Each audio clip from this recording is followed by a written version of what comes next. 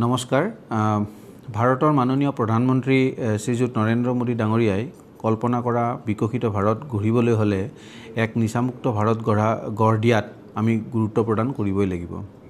সেই দিশত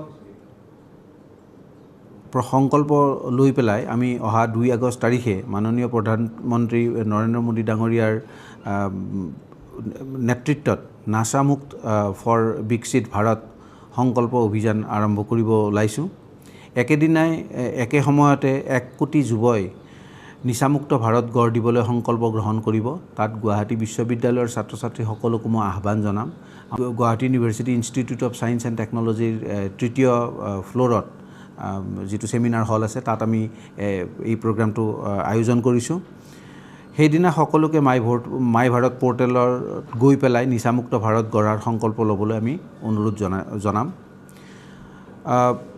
মাই ভাৰত পৰ্টেলত সকলো ছাত্ৰ ছাত্ৰীকে গুৱাহাটী বিশ্ববিদ্যালয়ৰ অধীনৰ সকলো কলেজত থকা ছাত্ৰ ছাত্ৰীকে মই এইটো আহ্বান জনাম যে মাই ভাৰত পৰ্টেলত ছাত্ৰ ছাত্ৰীসকলে ৰেজিষ্টাৰ কৰক। অকল নিচামুক্ত ভাৰত গঢ়াৰ সংকল্পৰেই নহয়, এই মাই ভাৰত পৰ্টেলত ৰেজিষ্টাৰ কৰিলে ছাত্ৰ ছাত্ৰীসকলৰ আৰু কিছুমান তেওঁলোকে তাৰ পৰা বেনিফিট ল'ব পাৰে, যেনে explore volunteering and experiential learning opportunities, connect with mentors, organizations like-minded peers, তেওঁলোকৰ স্কিল ডেভেলপমেণ্টৰ ক্ষেত্ৰত, এণ্টাৰপ্ৰিনিউৰিয়েল ডেভেলপমেণ্টৰ ক্ষেত্ৰত তেওঁলোকে কিছুমান মেণ্টৰৰ লগত কানেক্ট হৈ পেলাই বা বিভিন্ন অৰ্গেনাইজেশ্যনৰ লগত কানেক্ট হৈ পেলাই তেওঁলোকে নিজৰ স্কিল এনহান্সমেণ্টৰ দিশত আগবাঢ়িব পাৰে।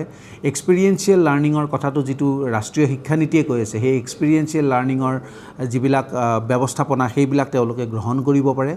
আৰু যিটো আমাৰ ইণ্টাৰ্ণশ্বিপৰ প্ৰয়োজনীয়তা, সেই ইণ্টাৰ্ণশ্বিপৰ প্ৰয়োজনীয়তাৰ কাৰণেও এই মাই ভাৰত পৰ্টেলত যথেষ্ট সুবিধা আছে।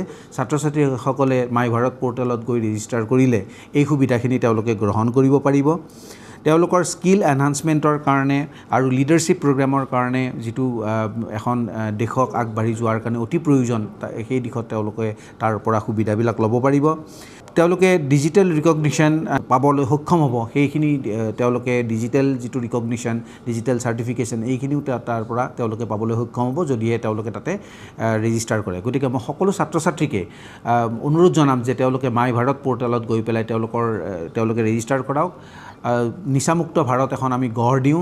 2047 চনত যিটো মাননীয় নৰেন্দ্ৰ মোদী ডাঙৰীয়াৰ সপোন বিকশিত ভাৰতৰ, সেই সপোনত উপনীত হ'বৰ কাৰণে আমি এখন নিচামুক্ত ভাৰত গঢ় দিবই লাগিব আৰু তাৰ কাৰণে আজি আমিয়েই সংকল্পবদ্ধ হ'ব লাগিব। মই সকলো ছাত্ৰ ছাত্ৰীকে এই 2টা দিশতে নিচামুক্ত ভাৰত গঢ়াৰ লগতে এখন আত্মনিৰ্ভৰ ভাৰত গঢ়াৰ কাৰণে এই মাই ভাৰত পৰ্টেলত গৈ ৰেজিষ্টাৰ কৰাৰ কাৰণে অনুৰোধ জনালোঁ। ধন্যবাদ।